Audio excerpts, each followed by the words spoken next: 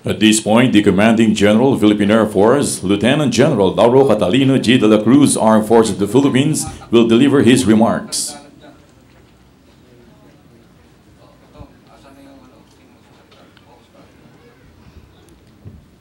Ladies and gentlemen, bago po siguro ako mag-umpisa, please allow me to publicly express our extreme gratitude to the Lord Almighty, and especially to Mother Mary, for the fine weather that they have given to us. Alam niyo po, napakabait po nilang dalawa sa amin sa Air Force. Since the other day, nung Retirees Day po, we thought that it will all be done indoor na kasi madaling araw po. Ang dilim-dilim pa po mula Maynila papunta po rito. And then by 7:30 in the morning, bigla po lumiwanag. Maraming salamat po to God and to Mother Mary. Troop Commander Gerald Di Matatak, please give that troop stikas pahinga.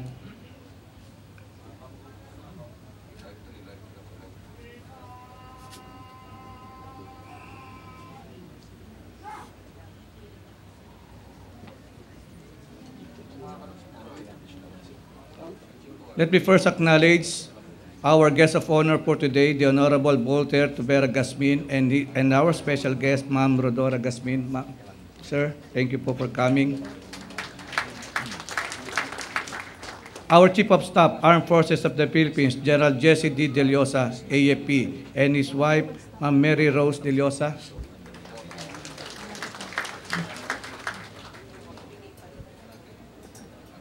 Our Immigration Officer to God, the Most Reverend Leopoldo S. Tumulak.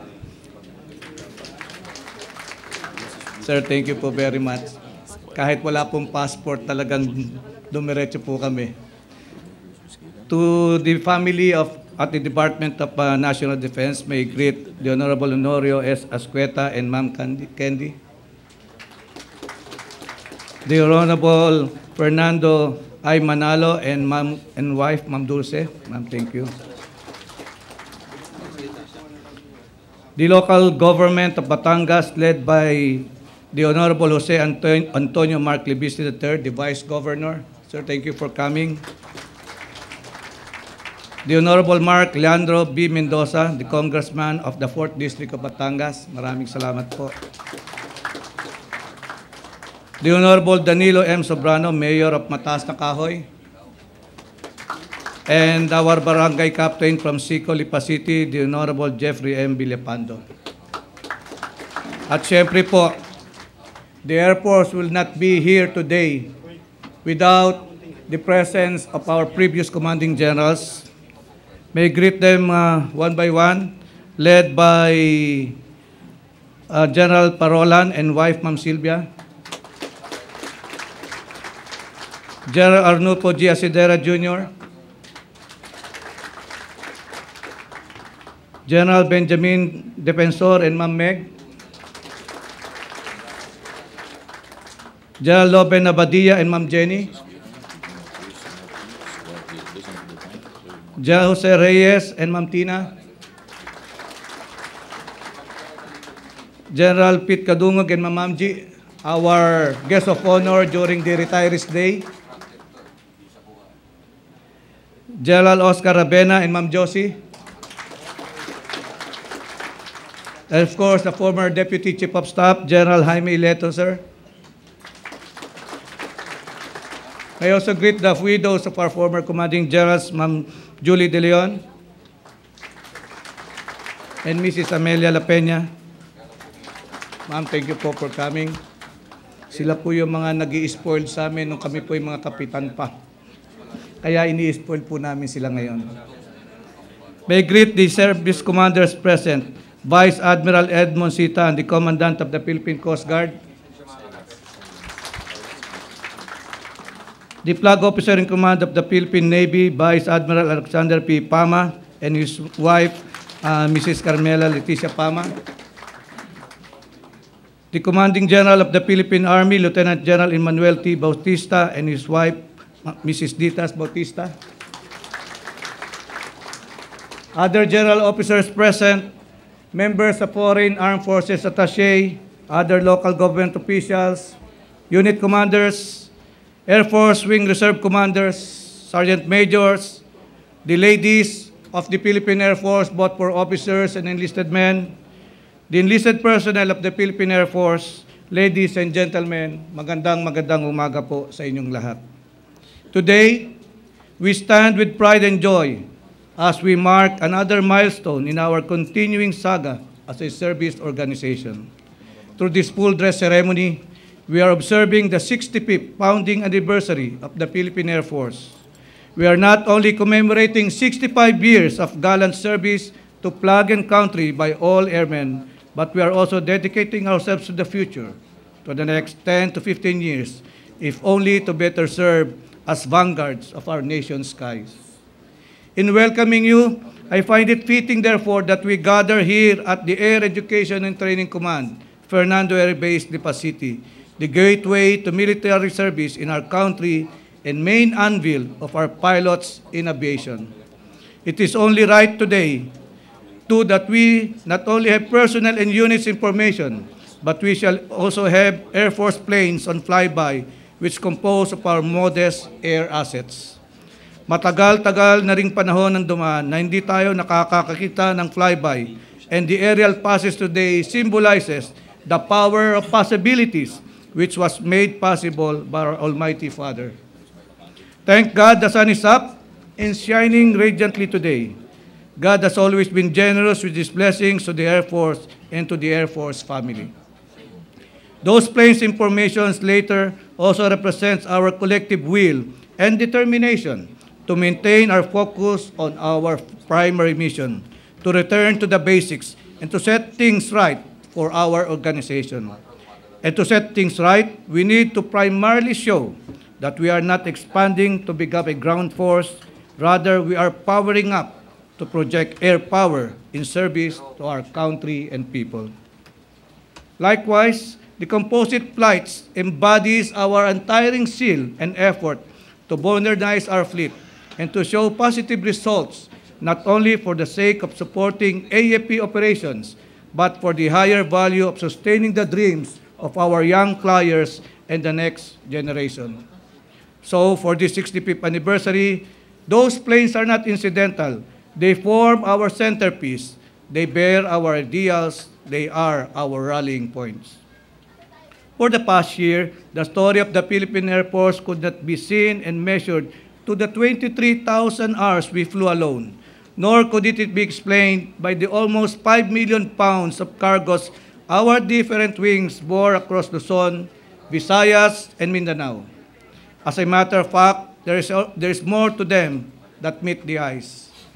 First, beyond numbers, there has been force multiplication by our flying units whenever a flight of tactical aircraft would serve the equivalent of one army company or battalion. We also multiplied our support units when our special operations team consistently disrupted enemy actions or influence buildup, particularly in the Calabarzon area, or when our intelligence operative helped in neutralizing threats in Mindanao. Second, there has been operational transcendence, much less in quality and safety, such as when our C-130 helicopters saved numerous lives by searching for survivors and flying in non-stop relief operations in the aftermath of Typhoon Sendong, especially in Cagayan de Oro City. Third, there has been the ripple effect of our non-traditional engagement in our Bayanihan for Peace, which have won over new partners and supporters as we help reforest mountains, replenish blood for desperate patients, clean up rivers, manage waste, build shelters with the Habitat for Humanity, and with Gawad Kalinga, warm the hearts of orphans and aged in nursing homes, and engage reservists and youth leaders in many notable projects. Fourth, there has been our sustained peacekeeping missions abroad in Syria, Israel, Sudan, Ivory Coast, East Timor, Pakistan, India, the Golan Heights, and Liberia in particular, which helps strengthen our government's contribution to the United Nations in many areas of humanitarian crisis. Fifth, there has been organizational reform whose impact has spread down the ranks as we sustain programs to further deepen our core values, strengthen discipline, imbibe anti-corruption measures, account for unit performance, measure leadership effectiveness, and chart a strategic path through our Quasar and Power-Up approaches. 6. There has been the start of a focused capability transformation through the implementation of the Defense System of Management, which has allowed the Air Force this time to systematically lay the bricks toward a more robust and responsive Air Force. Now, we are most eager to soar higher with the planned acquisitions of 3 radar systems and several prime assets within the next 2 to 3 years, such as 21 utility helicopters, 10 attack helicopters, 4 more search and rescue helicopters, 2 long-range patrol aircraft, a special mission aircraft, 3 medium-lift aircraft, and 12 lead-in fighter aircraft. And 7th, there has been a strategic recasting of our tools geared towards meeting the challenges of a rapidly changing threat environment, which has resulted in the revisions of our doctrines, the formulation of working arrangement with other agencies, the drawing of new basing and relocation plans, the remapping of our stations, evaluation of new systems, and heightened air power advocacy among all stakeholders. All of these, ladies and gentlemen, couldn't be captured in numbers, but they have found better expressions in the acts of our airmen, the greater majority of whom serve out there in the field in the face of danger. Your airmen are the ones who give real substance to our celebration today. Their faith, discipline, dedication, continuing sacrifice, in fact, have made this day special for all of us. With all my heart, then, I thank all the men and women of the Philippine Air Force for their individual and collective achievements for the whole anniversary year. Nagpapasalamat din po ako sa mga pamilya ng ating mga sundalo sa kanilang patuloy na pagbibigay sa ating samahan ng inspirasyon at lakas.